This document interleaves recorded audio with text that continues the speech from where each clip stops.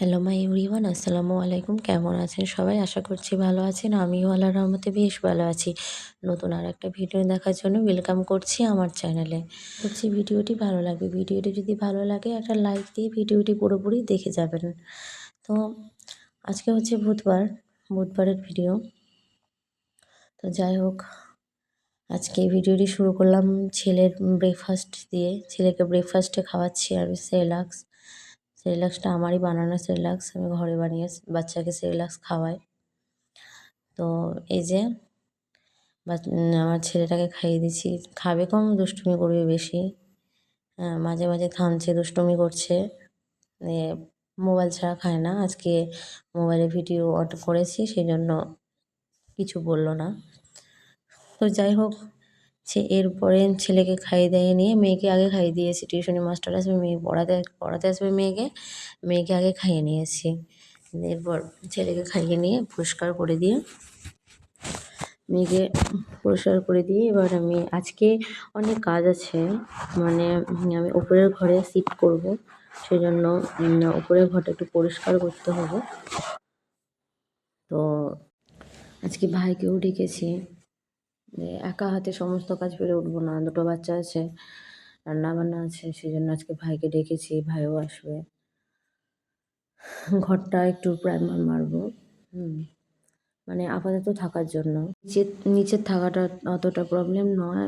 Problem বলতে গেলে একটু রান্নাবান্না এসবেরই একটু প্রবলেম আছে। আর দোতলাতে আমার কিচেন কমপ্লিট আছে, তা সত্ত্বেও আমি নিচে রান্না করতাম। একটু অসুবিধা হয়ে উঠছিল, সেই জন্য কোনো রকম করে আপাতত ঘরটা একটু কমপ্লিট করে আমি ওপরে থাকবো। এরকম ভাবনা নিয়েছি।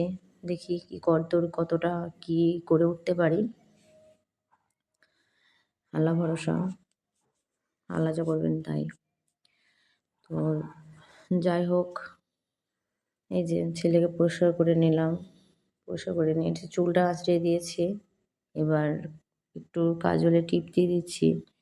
যে মুখে বলছে চান্দা মামা টিপ, এইসব টিপ বলছে, মানে টিপ দিলে নাচানাচি করছে। টিপ দিলেও একটু খুশি হয়। এদের কি একটা ভুল করেছি দেখুন। আমি ড্রেসটা চেঞ্জ করব আগে, তারপর তো পরিষ্কার করব না। আমি আগে পরিষ্কার করেছি, তারপর ড্রেস চেঞ্জ করব। মানে মাথাটা ঠিক নাই, চারিদিকে আর কত মানে করব। এদিক সেদিক করতে গিয়ে মানে কোনো রকম কোনো কিছুই মানে আর মাথাটা ঠিক থাকছে না। তো যাই হোক, ছেলেকে এই তো ড্রেস চেঞ্জ করিয়ে নিচ্ছি। আবার মেয়েকে একটু ক্রিম মাখিয়ে দেবো, যেহেতু মাস্টার আসবে মেয়েকে পড়াতে। ম্যাডামটা আসবে না, ম্যাডামটা বিকালে আসবে। এইসব করেই দিন চলে যাচ্ছে।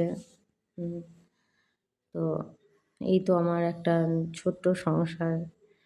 একটা ছেলে একটা মেয়েকে নিয়ে। আর সেরকম কেউ নেই আমার বাড়িতে, আমি একাই। তো অবশেষে আমার ভাই চলে এসছে, অনেকটা কাজ কমপ্লিট হয়ে গেছে। সেগুলো আমি দেখাইনি, যেগুলো দেখাতে গেলে ভিডিওটা অনেক লং হয়ে যাবে, সেই জন্য দেখাইনি। এই যে যতটুকু পেরেছি আমি দেখিয়েছি। আমার ভাই প্রাইমার মারছে, যে বললাম আপাতত আমি একটু থাকার মতো করছি।